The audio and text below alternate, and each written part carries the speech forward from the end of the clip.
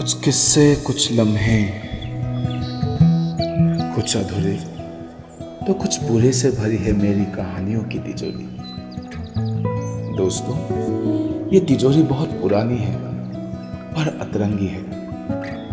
तो चलिए वाकिफ होते हैं इन दास्तानों से और उन लम्हों से, ओनली इन कहानियों की तिजोरी।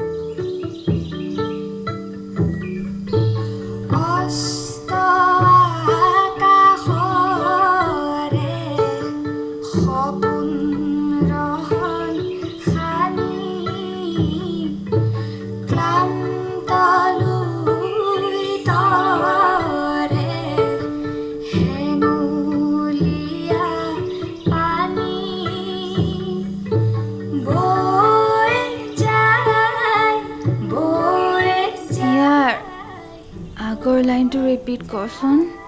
কোনটো লাইন? এইটো নেকি? নহয় অ, আৰু কৰ।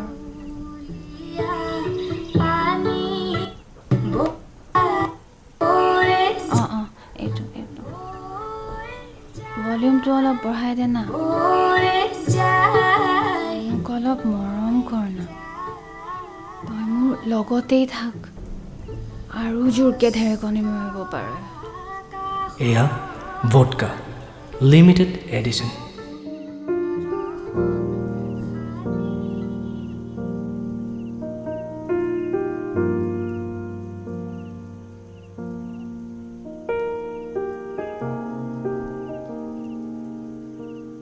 সেই তোক ইমান ষ্ট্ৰং পেক দিবই নালাগিছিল।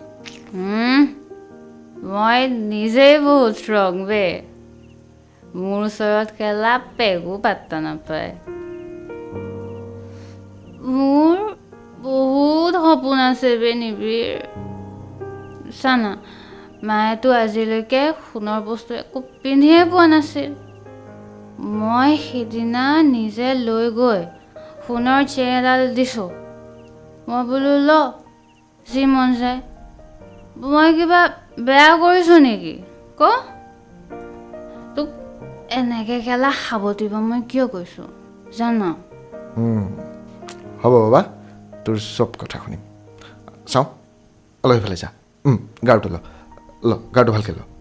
মোক ইগনৰ নকৰিবি, মই বহুত চেনচিটিভ হয়।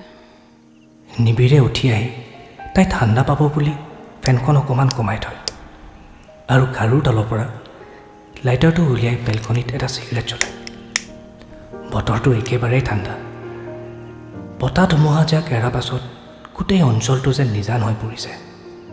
আৰু নিবিৰৰ এই নিজান সময়খন বৰ প্ৰিয়। সি মৌন হৈয়ে মাক দেউতাকৰ সৈতে কথা পাতে।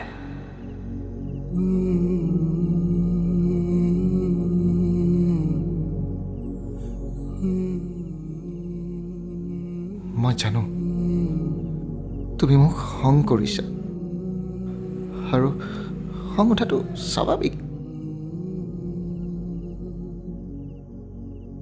তুমি থকা হ'লে মোক এনেকুৱা ৰূপত দেখিলে চাগে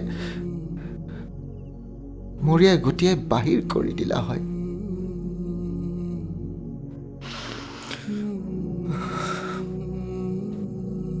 বৰ বান্ধোনত ৰাখিছিলা নহয় মোক।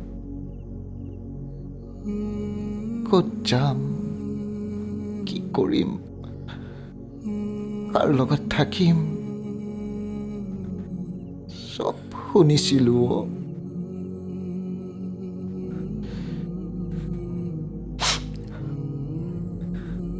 তুমিচোন জানাই, তোমাৰ ভয়ত আনকি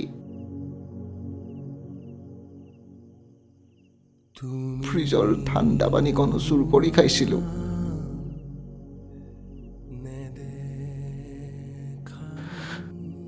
তোমাৰ মাৰ খাইছিলোঁ যদিও এক মুহূৰ্তৰ বাবে অকল তোমাৰ মুখখনলৈ চাই সকলোবোৰ পাহৰি গৈছিলোঁ।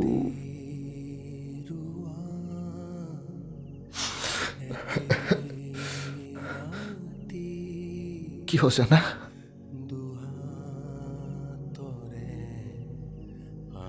যেতিয়া ভাবিছিলোঁ মায়ে মোক ইমানেই মৰম কৰে যে মোৰ চৰ্দি লাগে বুলিয়ে ভয়ত ঠাণ্ডা পানী খাবলৈ নিদিয়ে।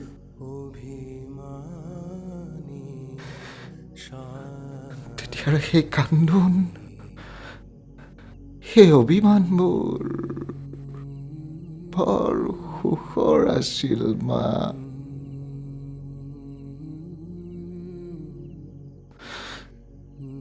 কিন্তু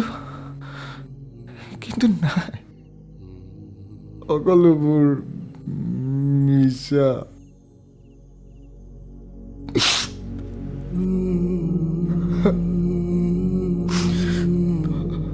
তোমালোকে আচলতে আমাক ভালেই পোৱা নাছিলা। কিমান কৈছিলোঁ যে খোৱাবোৰ অকণমান কণ্ট্ৰল কৰিবাচোন, সময়মতে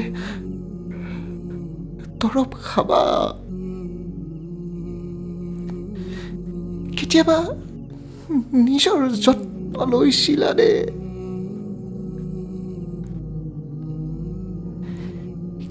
কিয় এবাৰো নাভাবিলা যে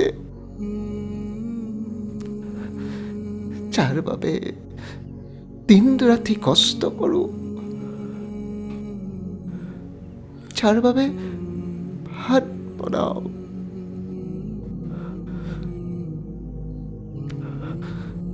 তেওঁলোকক সুখত ৰাখিবলৈ হ'লে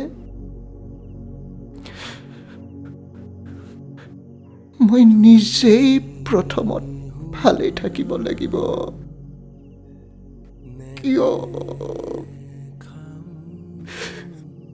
নাভাবিলা?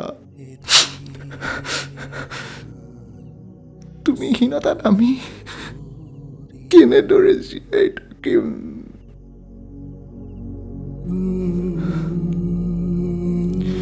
তুমি বিন মই একো ভাবিবই নোৱাৰো মা।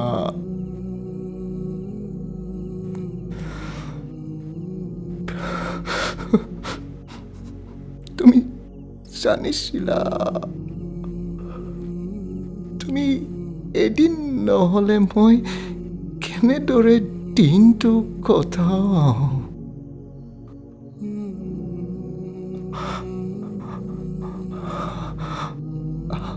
আনকি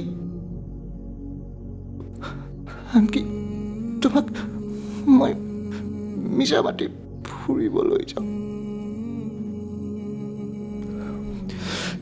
তুমি চব জানিছিলা, তুমি চব বুজিও পাইছিলা।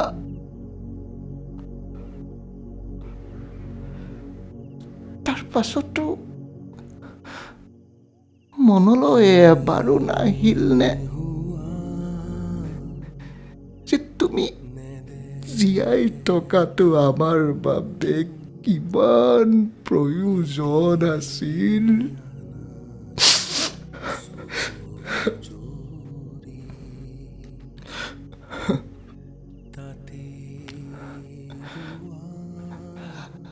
আগৰ দিনত বাধা দি অহা কথাবোৰত এতিয়া জানো কিবা ভেলু আছে মা?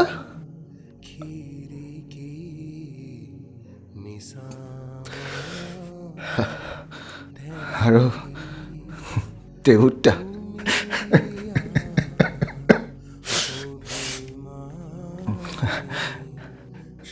তোমাকনো কি কম?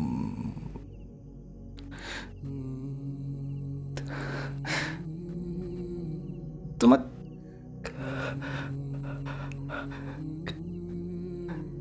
কেতিয়াও বাৰু মোক লৈ উৎসাহ জগোৱা নেদেখিলোৱে। তুমিতো আৰু উস্তাদ।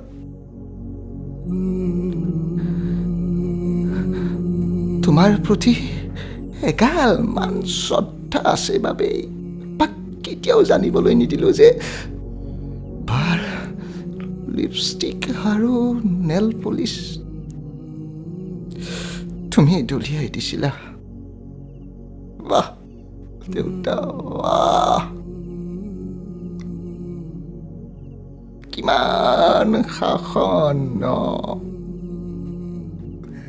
মানিছো।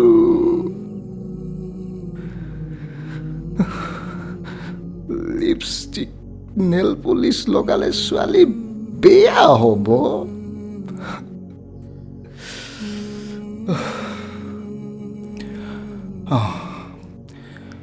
আৰু এটা কথা, এই যে চিনেমাবোৰত ৰঙা পানীৰ বটলটো দেখিলে আমি বুজি পাম বুলিয়ে যে তুমি কোৱা, সেয়া লাল চাহ।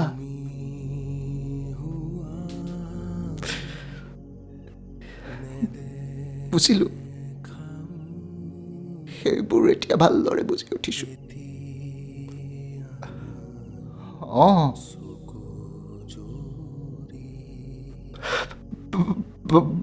এতিয়া সেই লাল চাহ খাই চকু মুদে।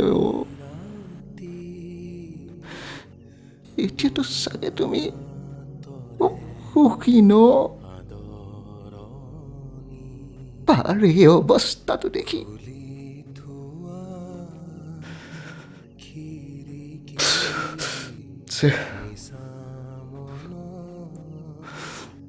তোমালোকৰ লগত কথা পাতি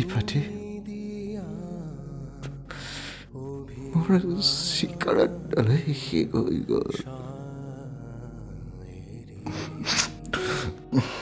চিগাৰেট শেষ হোৱাৰ আগতে নিবিৰে বেলকনিত গৈ বহি দিয়ে। সি বেলকনিতেই টোপনিয়াম বুলি ভাবোঁতে হঠাৎ জুহিৰ ফোন বাজি উঠিল। তাই একেবাৰে ক'ব নোৱাৰা হৈ শুই আছে। জুহিয়ে সাৰ পাব বুলি নিবিৰে লাহে লাহে গৈ তাইৰ ফোনটো ৰিচিভ কৰিলে। তই ক'ত আছ ইমান ৰাতি? পাপাই উশাহ ল'ব পৰা নাই, জল্দি আছোন মামু, মোৰ বৰ ভয় লাগিছে অ'। আৰু কিবা সোধা আগতে নিবিৰে ফোনটো কাটি দিয়ে আৰু সি লগালগ অভিক ফোন কৰে। ক'ত বে? প্ৰব্লেম এটা হৈছে, জল্দি আছোন। কি হ'ল ভাই? আৰে মইতো এতিয়া ঘৰতে আছোঁ।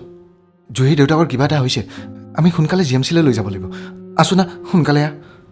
অভিয়ে প্ৰায় 20 মিনিটৰ ভিতৰত ঘৰ পালে আৰু নিবিৰক লৈ জুহিৰ ঘৰলৈ গ'ল। নিবিৰ ওলাই অহা সময়ত জুহিলৈ বগা কাগজ এখনত, সাৰ পালে তই ডাইনিং টেবুলত থকা নেমু পানী গ্লাছ খাই ল'বি, মই ইম্পৰ্টেণ্ট কাম এটাত বাহিৰত আহিছোঁ বুলি লিখি থৈ আহে। তোৰ কণ্ট্ৰল নাই বে। এনেকৈ কিয় ড্ৰিংকছ কৰ? কণ্ট্ৰল নাথাকিলে এইবোৰ কৰিব নালাগে। আৰু এই জুহি ছোৱালীজনী তোৰ গাৰ্লফ্ৰেণ্ড নেকি বে? সদায় যে ঘৰত ৰাখ। কেলা এনেকুৱা ছোৱালী মোৰ একেবাৰে হজম নহয়। কি কণ্ট্ৰল নোহোৱা দেখিলি? কণ্ট্ৰল নহ'লে কেলা এনেকৈ আহিব পাৰোঁ নেকি? মই সুস্থ আৰু সুচত আছোঁ। এনে অলপ চলপ নিচা হ'বই দেচোন। জুহিৰটো বাদ দে, বাপেকৰ যদি কিবা এটা হয় তাই আৰু এনেকৈ নাথাকে, পূৰা চেচ হৈ যাব।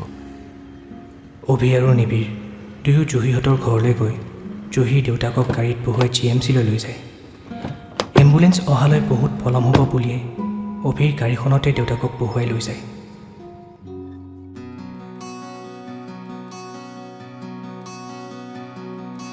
সাৰ পাম মই পুৱতি নিশাতে নিয়ৰ যেতিয়া সৰে, বাটৰ শুকান ধূলি সেমেকা যিটো প্ৰহৰে কৰে। সাৰ পাম মই পুৱতি নিশাতে নিয়ৰ যেতিয়া সৰে,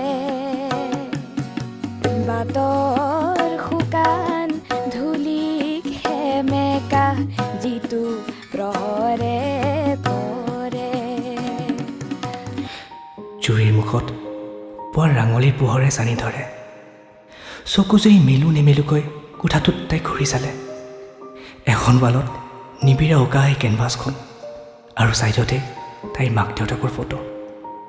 চকুটো ডাঙৰকৈ মেলি চাই তাই ভাবিলে, চাহ ৰাতিটো কেনেকৈ টোপনি আহি গ'লে একো গমেই নাপালোঁচোন। এই পাগলটো বা ক'ত গ'ল? নিবিড়, ঐ নিবিড়। জুহিয়ে নিবিড়ক আটাইকেইটা কোঠাতে বিচাৰে। নিবিড় ক'তো নাই। তাই পুনৰ নিবিড়ৰ ৰুমলৈ যায়। অলপ দেৰি ইফাল সিফাল কৰি তাই বগা কাগজখনলৈ চকু যায়। সেইখন উঠাই আনি পঢ়ে আৰু টেবুলত থকা নেমু পানী গ্লাছ খাবলৈ লয়। হঠাৎ তাই ফোন বিচাৰে। আপোনালোকে শুনি আছে সুখ দুখৰ কাহিনীৰে ভৰা ভৰপূৰ অনুষ্ঠান কাহানিও কি তিজোৰি। ইমানতে ভডকা লিমিটেড এডিশ্যনৰ প্ৰথম এপিছডৰ সামৰণি। নিবিড়ে কিয় জুহিক মাত নলগোৱাকৈ গুচি আহে? জুহিয়ে নিবিড়ক ফোন কৰেনে? জানিবলৈ শুনি থাকক ভডকা লিমিটেড এডিশ্যন অনলি ইন কাহানিও কি তিজোৰি।